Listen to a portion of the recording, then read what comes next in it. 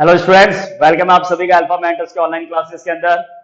So class 10th students, in the today class we will discuss the questions based on the properties of the areas of two similar triangles. देखिए, properties आपको last class के अंदर बता दिया था, proof करवा दिया था दैट सिमिलर ट्रायंगल्स के एरियाज का रेशियोज उनके कॉरस्पॉन्डिंग साइड्स के स्क्वायर के रेशियोज के इक्वल होता है। यस और नो? तो उसी पैटर्न पे क्वेश्चंस कैसे बनते हैं, तो लिखिए पहला क्वेश्चन आज की क्लास का। If triangle ABC similar to triangle DEF, triangle ABC और ट्राइंगल डीईएफ सिमिलर है such that the areas of triangles are, जो एरियाज ऑफ ट्राइंगल है वो कितना कितना है 64 centimetre square and 121 centimetre square. ABC and DF are similar such that the areas of the triangles are 64 centimetre square and 121 centimetre square. फिर आगे लिखे if EF is equal to 15.4 centimeter, then if EF is equal to 15.4 centimeter, then find the value of BC. EF आपका 15.4 है, तो find the value of BC। अब देखिए, इसमें कोई प्रूफ कुछ नहीं है, सिंपल सा क्वेश्चन है। सॉल्यूशन के अंदर भी यहीं से स्टार्ट करना है। क्या? Sense triangle ABC similar triangle DEF. तो जब भी दो ट्राइंगल सिमिलर होते हैं, एरिया की प्रॉपर्टी है, तो आप सबको पता है, देयरफॉर सीधा सॉल्यूशन में यही लिखना होता है बेटा, क्या? Area ABC ratio with area DEF, और एबीसी और जो डीईएफ का एरिया का रेशियो है वो इनके कॉरस्पॉन्डिंग साइड। बात आती है कि कौन से कॉरस्पॉन्डिंग साइड्स को लें, तो जिसमें रिलेशन दे रखा होगा उसी कॉरस्पॉन्डिंग साइड्स को लेंगे। तो BC और EF, BC फाइंड आउट करना है, EF आपको दे रखा है, तो कॉरस्पॉन्डेंस BC और EF। अच्छा, BC square upon EF square है, दोनों पे अगर इंडिविजुअल स्क्वायर है, so that can be write as whole square. और एग्जाम में आपको लिखना होगा, मैं यहाँ पे वही लिख के चल रहा हूँ, थ्योरम नंबर 6.6, वो पेपर में आप स्टेटमेंट लिख देंगे। अच्छा, ABC और DEF का एरिया आपको दे रखा है 64 अपॉन 121। BCF में BC का वैल्यू है, BCF में BC आपको कैलकुलेट करना है, EF का वैल्यू है 15.4 का होल स्क्वायर। तो स्क्वायर हटाते हैं तो आपको पता है अदर साइड रूट लगता है। वैसे प्लस माइनस का साइन भी आता है, लेकिन रेशियो के अंदर नेगेटिव साइन की जरूरत नहीं होती है। तो BC अपॉन 15.4 पहले लिख दिया, 64 का रूट 8, 121 का रूट 11। BC आपको कैलकुलेट करना है, so BC is equal to 8 upon 11 into 15.4। तो 11 के टेबल से 15.4, 11 बन जाए 11, 44 रिमेनिंग 44, 14 इंटू 8 करेंगे, 8 4 जा 32, 3 112, 11.2 centimetre. That is the length of the BC, side of the value of BC। तो ये कोई भी अगर इस तरीके के क्वेश्चंस आते हैं, जैसे दो ट्राइंगल्स के एरिया, मतलब दो ट्राइंगल्स आपको सिमिलर दे रखे हैं, या सपोज दैट कोई ऐसी इंफॉर्मेशन आ सकती है जिसमें दो ट्राइंगल्स को पहले सिमिलर प्रूफ करना हो सकता है, सिमिलर प्रूफ करने के बाद ये प्रॉपर्टी अप्लाई हो। तो मेन कॉन्सेप्ट यही है कि सिमिलर ट्राइंगल के एरिया का रेशियो का ये प्रॉपर्टी होता है। अब इसमें अगर एरियाज गिवन है तो साइड का रेशियो, या कोई साइड देके कोई वैल्यू पूछ लेगा, या दोनों साइड्स अगर आपको दे रखी होगी तो किसी एक ट्राइंगल का एरिया वैल्यू पूछ लेगा। तो इस तरीके से क्वेश्चंस में रेशियो या इंडिविजुअल एरिया कैलकुलेट करने के लिए आपको कोई एक रिलेशन गिवन होगा और कंडीशन अप्लाई करके रेशियोज का और वो रिक्वायर्ड आंसर आपको कैलकुलेट करना है। समझ में आ गया आई थिंक आप सबको कि किस तरीके से और कैसे आपको परफॉर्म करना होता है। तो ये आपका question number 1। Right the second question. Second question में ये लिखे आप लोग, इन trapezium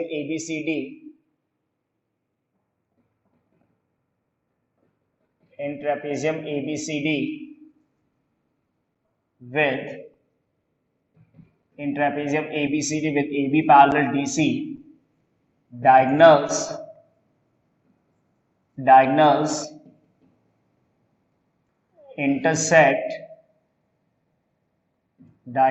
intersect each other at in trapezium ABCD with AB parallel DC, diagonals intersect each other at point O. ABCD trapezium में AB parallel DC है, diagonals intersect each other at point O if AB is equal to twice of CD. जो parallel है उसमें AB जो है वो twice of CD के equal है. तो क्वेश्चन कह रहा है आपसे find the ratios of, ratios नहीं होता, रेशियो ही होता है. Find the ratio of areas of triangle AOB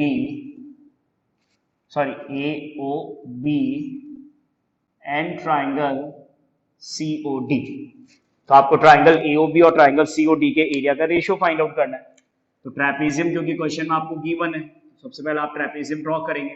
अच्छा, वैसे तो ABCD अगर ट्रेपेजियम का नेम है तो कोई भी सीक्वेंस कहीं से भी स्टार्ट कर सकते हैं, लेकिन यहाँ पे थोड़ा सा आपको याद रखना होगा, ध्यान रखना होगा क्या कि कंडीशन में AB जो है वो CD का ट्वाइस है. तो कंपैरेटिवली जब डायग्राम का लेंथ बनाते, जब डायग्राम रिप्रेजेंटेशन करते हो तो जो पैरेलल साइड्स में ग्रेटर लेंथ है वो AB से रिप्रेजेंट होगा स्मॉलर CD से, क्योंकि AB equal to, relation given है AB equal to twice of CD. अच्छा, डायगोनल्स है तो ट्रेपेजियम में अपोजिट साइड मतलब one pair of side parallel तो होता ही है, ये तो आप सबको ही पता है, लेकिन जो डायगोनल्स है वो एक दूसरे को O पॉइंट पे इंटरसेक्ट कर रहे हैं. तो इतना तो आपने पहले भी प्रूफ किया था प्रीवियस क्लासेस के अंदर कि बीपीटी के प्रॉपर्टी पे या सिमिलरिटी में मैंने आपको प्रूफ किया था कि अगर ये ट्रेपेजियम है तो इसमें एक तो आपका बनता है वर्टिकल अपोजिट एंगल और एक आपका बनता है ऑल्टरनेट इंटीरियर एंगल. तो दोनों ट्राइंगल्स पे सिमिलर होते हैं, तो वहां पे आपने डायगोनल्स को मतलब डायगोनल्स के रेशियोज को आपने इक्वल प्रूफ किया था AO upon OC equal to BO upon OD. यहाँ पे एरिया पे वर्क करना है तो काम तो वही है, सॉल्यूशन वापस से वही है. क्या लिखेंगे सॉल्यूशन के अंदर? In triangle AOB and triangle AOB triangle और COD ट्राइंगल के अंदर तो सबसे पहले angle AOB equal to angle OCD by which property? By the property of alternate interior angle. And the second one is angle AOB equal to angle COD, that is the vertically opposite angle. AOB और COD equal है vertical opposite angles के, so we can say triangle AOB similar triangle COD by the property angle. अब देखिए normally अपने जब पहले वाले classes में जब इसको प्रूव किया था तो वहां पे रेशियोज इक्वल करना था, लेकिन यहाँ पे एरिया के रेस्पेक्ट में बात करनी, एरिया का रेशियो निकालना है. तो सिमिलर अगर है तो अपने जानते हैं कि दोनों ट्राइंगल्स के जो एरिया का रेशियो है AOB और COD, इनमें से किसी एक साइड के कॉरेस्पॉन्डिंग साइड मतलब एक किसी साइड के रेशियो के स्क्वायर के इक्वल होता है. तो कौन से साइड का रेशियो का स्क्वायर लें जिसमें रिलेशन गिवन है, या तो वैल्यू दे रखा होता है या रिलेशन दे रखा होता है. तो AB और CD में अगर रिलेशन है तो इसका कॉरेस्पॉन्डेंट साइड AB हो गया, इसका कॉरेस्पॉन्डेंट साइड CD हो गया. दोनों पे इंडिविजुअल स्क्वायर भी लिख सकते हो, दोनों का होल स्क्वायर भी लिख सकते हो. तो AB अपॉन CD है, AB जो है वो CD का ट्वाइस है, तो twice of CD upon twice CD, CD cut हो गया 2 अपॉन 4 का स्क्वायर, 4:1. हैंस क्योंकि आपसे रेशियो पूछा है तो आप यही लिखेंगे क्या, area AOB ratio area COD. AOB और COD के एरिया का रेशियो कितना प्रूफ हो गया? 4:1. तो ये है क्वेश्चन की रिक्वायरमेंट, सिंपल क्वेश्चंस, ताकि आप सिमिलरिटी प्रॉपर्टीज में एरियाज के कॉन्सेप्ट्स को कैसे यूज किया जाता है. तो दोनों क्वेश्चंस में पहले में सिमिलर दे रखे थे और एरिया के लिए आपने कैलकुलेशन प्रॉपर्टी अप्लाई किया. इस क्वेश्चन में आपको ट्रेपेजियम है जिसमें ट्राइंगल्स जिनका एरिया निकालना है रेशियो वो आपके सिमिलर होते हैं, रिलेशन गिवन है, तो आपने उस कंडीशन से प्रॉपर्टी प्रूफ कर दिया. अच्छा, एक जनरल ध्यान रखिएगा कि अगर आपको दो ट्राइंगल्स के एरिया का रेशियो निकालना है या कोई रिजल्ट प्रूफ करना है, लेकिन अगर वहां पे दोनों ट्राइंगल्स पेयर सिमिलर नहीं हो पाते, अगर सपोज दैट, तो सिमिलर अगर नहीं है तो फिर एरिया का रेशियो उस पे वर्क कैसे होगा? अगर जिन दो ट्राइंगल्स के एरिया के रेशियोज में कोई रिजल्ट आपको प्रूफ करना है और अगर उन दोनों ट्राइंगल्स के अंदर सिमिलर प्रूफ करना पॉसिबल नहीं है, तो इसका मतलब कंफर्म है कि वहां आपको half into base into height का प्रॉपर्टी अप्लाई करना होगा. कौन सा प्रॉपर्टी अप्लाई करना होगा बेटा? Half into base into height. तो देखिए ये क्वेश्चन कैसे और किस तरीके से करना है. Mark this question as an important. इस क्वेश्चन को इंपॉर्टेंट मार्क कर लेंगे क्योंकि इसके अंदर इसी प्रॉपर्टी में वर्क करवा रहा हूं जो अभी मैंने आपको बोला है. देखिए पहले क्वेश्चन के अंदर two triangles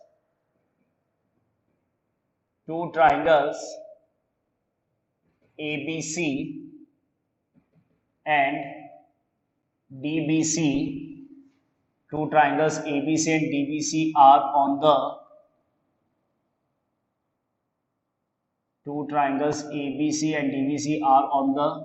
same base BC.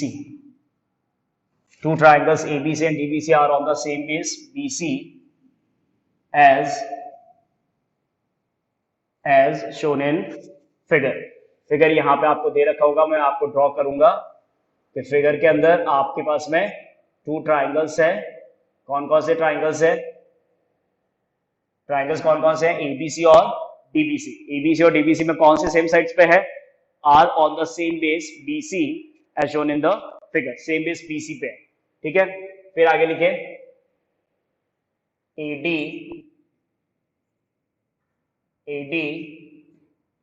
intersect BC at point O। AD जो है वो BC को इंटरसेक्ट कर रहा है पॉइंट O पे।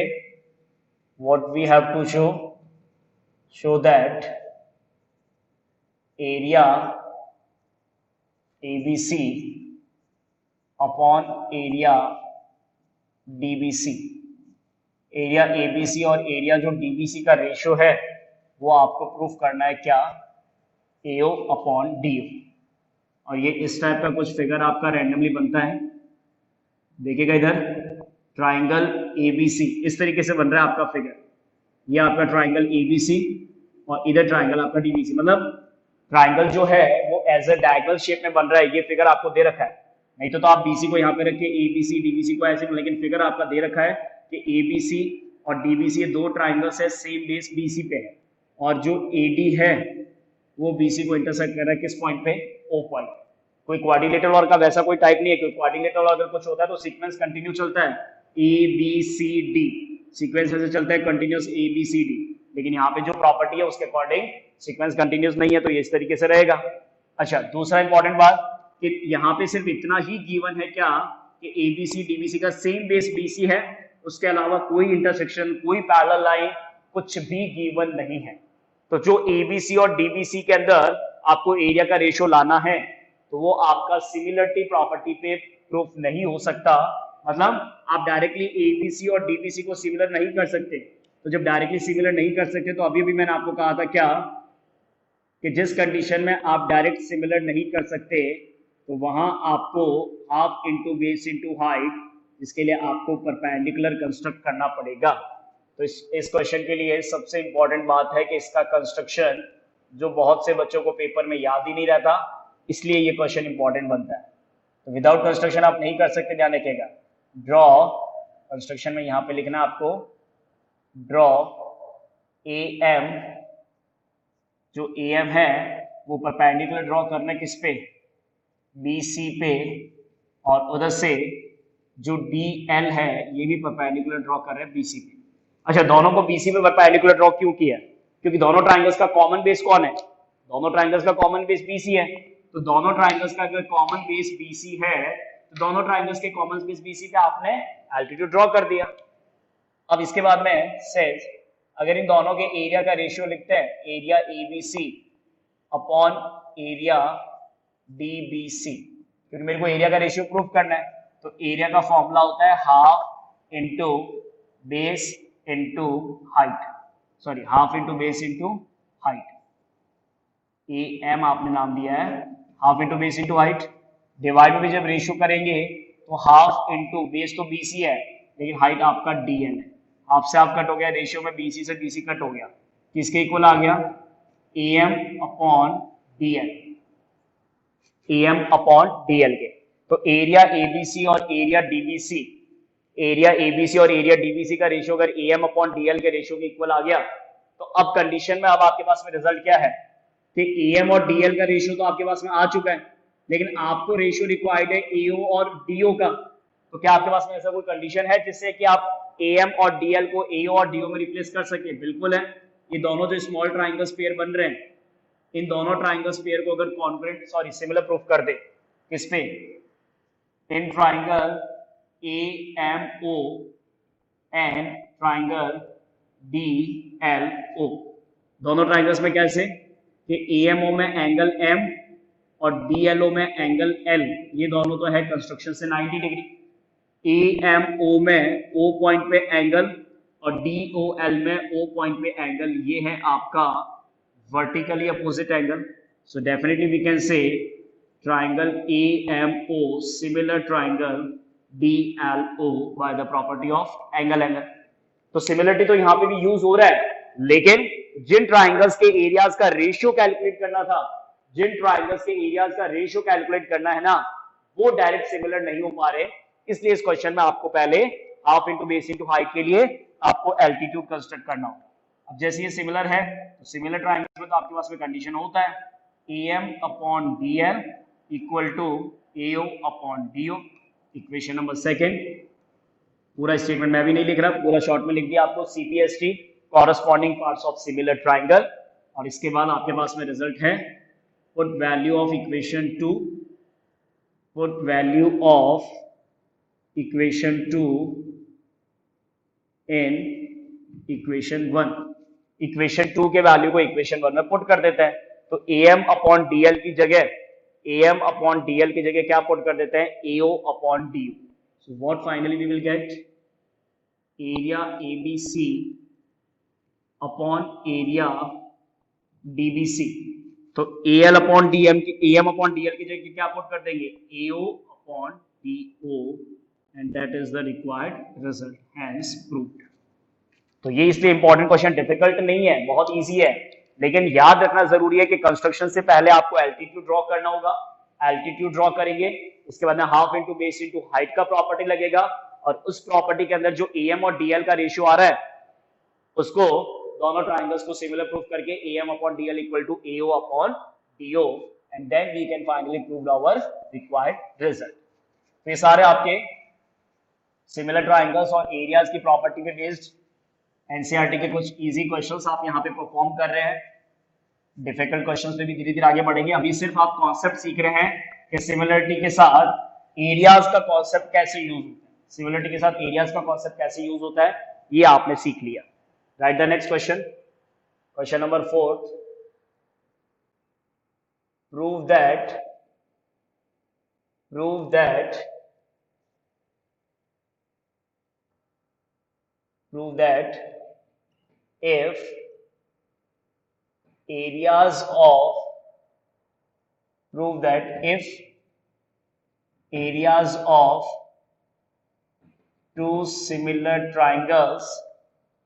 if areas of two similar triangles are equal, prove that if areas of two similar triangles are equal, then they are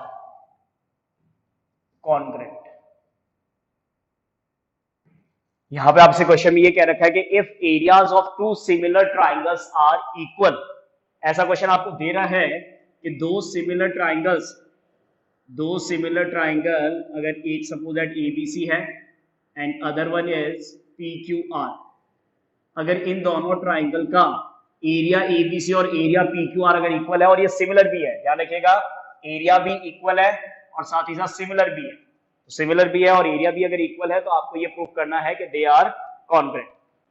तो अपने ये मानते हैं क्या, सॉल्यूशन में यही लेट करेंगे क्या, let triangle ABC similar to triangle PQR, ABC similar PQR है, and area ABC equal to area PQR।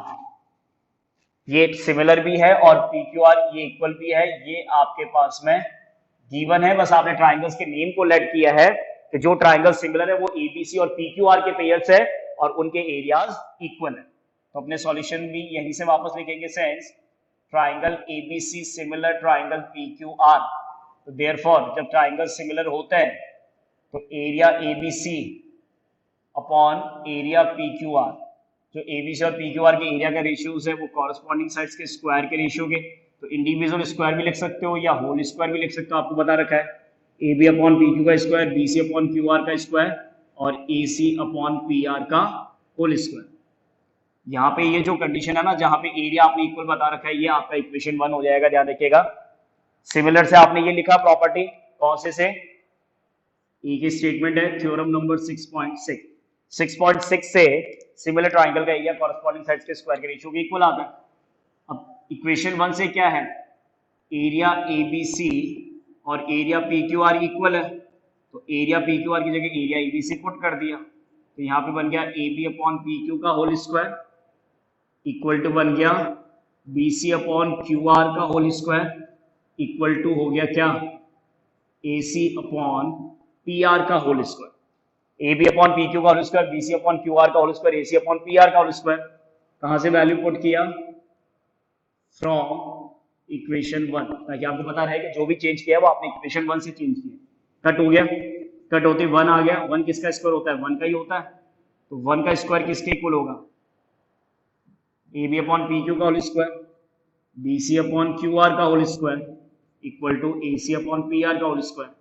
तो जब सभी एक्सप्रेशंस पे स्क्वायर लिखा हुआ है और 1 भी 1 का स्क्वायर होता है, तो इसका मतलब तो यही हुआ कि 1 इंडिविजुअल जो है वो A B upon P Q के, B C upon Q R के और A C upon P R के। Clear point. तो जब A B upon P Q, B C upon Q R, A C upon P R तीनों individual, मतलब वैसे तो कॉमन रिलेशन है, तीनों बीच में इक्वल है, लेकिन तीनों अगर 1 के इक्वल है, देयरफॉर जब 1 से कंपेयर होगा A B equal to P Q, B C equal to Q R and A C equal to P R. Simple सी बात है ना, जब तीनों रेशियोज जब 1 के इक्वल है तो इसका मतलब ए बी अब पी क्यू जब 1 के इक्वल होगा तो ए बी और पी क्यू इक्वल होंगे, बी सी और क्यू आर इक्वल होंगे, ए सी और पी आर इक्वल होंगे। तो ये आपका equation number 2, equation number 3, equation number 4 तीनों इक्वल अगर है, इसका मतलब क्या हुआ, from equation 2, equation 3 and equation 4 अगर किसी दो ट्राइंगल्स के तीनों कॉरेस्पॉन्डिंग साइड्स इक्वल होते हैं, तो आपने ये पढ़ा हुआ है कि triangle ABC is congruent to triangle PQR, और कॉन्ग्रेंसी का कौन सा रूल यहाँ पे, SSS पूरा लिख दीजिएगा, SSS क्योंकि सिमिलरिटी में भी होता है और SSS कॉन्ग्रेंट में भी होता है, लेकिन दोनों में डिफरेंस क्या है, सिमिलरिटी के अंदर रेशियोज के अंदर रिजल्ट होता है और कॉन्ग्रेंसी के अंदर साइड्स के इक्वल रिलेशन में लिखते हैं। क्योंकि यहाँ पे सिमिलरिटी से तो रेशियो बन रहा था, लेकिन एरियाज क्योंकि इक्वल थे, एरियाज इक्वल है, तो एरियाज का वैल्यू 1 के इक्वल, मतलब एरियाज अगर इक्वल है तो रेशियो 1 बनेगा, तो 1 इन सब के अगर इक्वल है तो इसका मतलब तीनों साइड्स के वैल्यूज कॉरेस्पॉन्डेंस आपस में इक्वल हो गए, और तीनों कॉरेस्पॉन्डिंग साइड्स पेयर अगर आपस में इक्वल हो जाता है तो इसका मतलब ट्राइंगल्स पेयर क्या होते हैं, कॉन्ग्रेंट। कौन से रूल से, SSS कॉन्ग्रेंट क्राइटेरिया। तो इसका मतलब ये कंफर्म हो गया कि सिमिलर ट्राइंगल्स अगर एरिया वाइज इक्वल है, सिमिलर ट्राइंगल्स के अंदर अगर एरिया इक्वल है, that means these two figures are always congruent to each other। क्योंकि ये प्रॉपर्टी तो मैंने स्टार्टिंग में बेसिक्स में आपको बताया था क्या, कि if two triangles are congruent, अगर दो ट्राइंगल्स कॉन्ग्रेंट है then they will be always similar to each other। अगर ट्राइंगल कॉन्ग्रेंट है तो कंफर्म है सिमिलर भी होंगे, क्यों, क्योंकि कॉरेस्पॉन्डिंग साइड्स इक्वल होंगे तो उनका रेशियो भी क्या होगा, इक्वल होगा, कंफर्म सी बात है। लेकिन अगर दो ट्राइंगल सिमिलर है तो वो कॉन्ग्रेंट हो ऐसा जरूरी नहीं है, हो भी सकता है नहीं भी हो सकता, लेकिन ये प्रॉपर्टी कंफर्म है क्या, that if two similar triangles are equal in area, अगर दो similar triangles area wise equal है then they will be congruent to each other। Is it clear? इसके अलावा मैंने आपको स्टार्टिंग में ये भी बताया था कि कौन से ऐसे फिगर्स होते हैं, पॉलीगन्स फिगर्स जो हमेशा सिमिलर भी होते हैं और कॉन्ग्रेंट भी होता है। तो उसके लिए देखिए कॉन्ग्रेंट के अंदर तो इक्विलेटरल ट्राइंगल्स हो गया, आपके स्क्वायर्स हो गए, ये फिगर्स कॉन्ग्रेंट भी होते हैं ऑलवेज, कॉन्ग्रेंट तो और भी बहुत सारे फिगर होते हैं, लेकिन ये फिगर्स ऐसे हैं जो हमेशा सिमिलर भी होंगे, circle, equilateral triangle and square. Circle, equilateral triangles और स्क्वायर, ये तीन ऐसे ज्योमेट्रिकल फिगर्स है which are always similar to each other, जो हमेशा सिमिलर होंगे क्योंकि कॉरेस्पॉन्डिंग एंगल्स और कॉरेस्पॉन्डिंग साइड्स के रेशियोज इक्वल होते हैं। तो लिखिए इस प्रॉपर्टी पे क्वेश्चन लिखते हैं, triangle ABC and triangle BDR, triangle ABC and triangle BD are two equilateral triangles। ABC और BDE जो है वो टू इक्विलेटरल ट्राइंगल्स है, कौन से ट्राइंगल्स है? इक्विलेटरल ट्राइंगल्स, ठीक है। फिर आगे लिखे पॉइंट डी इज द जो पॉइंट डी है वो आपका क्या है? Point D is the mid point of BC. Point D जो है बीसी का मिड पॉइंट है। तो क्वेश्चन कह रहा है find the ratio of triangle ABC and triangle BDE. ABC और बीडीई का रेशियो निकालना है। फिगर आपको कुछ इस तरीके से दे रखा होगा, नहीं भी दे रखा होगा तो आप भी बना सकते हैं, कोई ऐसी बात नहीं है, क्योंकि एबीसी इक्विलेटरल ट्राइंगल है, इसके तीनों साइड इक्वल है। अच्छा, एबीसी में जो बीसी का मिड पॉइंट है वो डी है, तो बीडीई भी एक इक्विलेटरल ट्राइंगल है। ये कंडीशन है आपके पास। तो एबीसी और बीडीई अगर मिड पॉइंट है तो सबसे पहले अपने ये मानते हैं क्या सॉल्यूशन के अंदर, since triangle ABC is an equilateral. अगर ट्राइंगल एबीसी इक्विलेटरल ट्राइंगल है, triangle ABC is an equilateral triangle, therefore AB equal to BC equal to AC equal to A। तीनों साइड्स इक्वल होते हैं तो तीनों साइड्स इक्वल को आपने A add कर लिया। इसके बाद में since D is mid point, D mid point है BC का, देयरफॉर जो दूसरे वाला इक्विलेटरल ट्राइंगल है उसका साइड BD, जो दूसरे वाले इक्विलेटरल ट्राइंगल साइड BD है वो BC का हाफ होगा। BC आपके पास में 2 है तो ये हो गया A/2। इसके बाद में आपको पता है वैसे तो ये डायरेक्टली भी जानते हैं, प्रूफ करना चाहते हो तो प्रूफ कर दो। ABC एंड BDE दो इक्विलेटरल ट्राइंगल्स के अंदर रेशियोज भी बता सकते हैं, लेकिन रेशियो से ज्यादा इजी होता है एंगल्स बताना। इक्विलेटरल ट्राइंगल्स के एंगल्स क्या होते हैं? Each angle 60 degree. तो ABC के अंदर एंगल BAC और इधर से एंगल BBE। ये दूसरा कोई भी एक एंगल और बता दो। ABC का एंगल ABC, इधर तो हो गया BAC, फिर ABC का एंगल ABC और इधर से आपके पास में BDE का एंगल BDE। ईच एंगल क्यों इक्वल है? Each angle of equilateral triangles, each angle of equilateral triangle is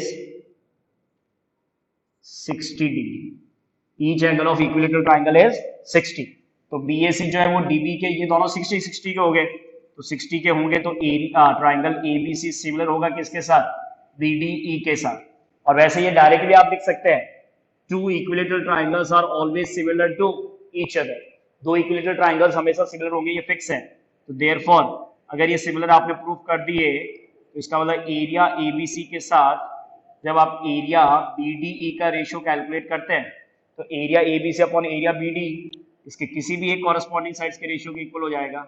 मान लेते हैं कि आपने कॉरेस्पॉन्डिंग साइड्स में AB अपॉन BD का होल स्क्वायर। कौन सी प्रॉपर्टी से? Theorem number 6.6। तो फाइनली जब आप इनका वैल्यू पुट करेंगे तो देखिए फाइनल स्टेप क्या है, area ABC upon area BDE। Area ABC upon area BDE। ABC और BD का एरिया का अगर रेशियो करते हैं तो AB अपॉन BD का होल स्क्वायर है। तो AB वैल्यू आपने A ऐड किया था और BD आपके पास में BC का हाफ A/2 का होल स्क्वायर हो गया, तो A से कट हो गया, 2 पर चला गया 2/1, तो 2/1 का स्क्वायर 4/1। तो आपसे क्वेश्चन पूछा फाइंड द रेशियो, तो लास्ट में क्या लिख देंगे? हैंस रेशियो अगर आपसे पूछा है तो इसका मतलब ये हो गया area ABC ratio with area BDE। Area ABC का एरिया BDE के साथ जो रेशियो है वो आपके पास में बन रहा है कितना? 4:1। ABC और BDE का जो एरिया रेशियो बन रहा है वो आपका है 4:1। तो इक्विलेटरल ट्राइंगल्स जब भी कोई मिड पॉइंट्स के साथ दूसरा रिलेशन बनता है तो दोनों के साइड्स इक्वल तो है ही है, लेकिन इसका जो साइड है वो इसके साइड का हाफ होगा। और सिमिलर ट्राइंगल्स प्रूव करके एरिया का रेशियो साइड के स्क्वायर के रेशियो के इक्वल अप्लाई करके, and that is the required answer. So in the next class also we will discuss some questions again based on the theorem areas of similar triangles. Till then, take care. Thank you, students.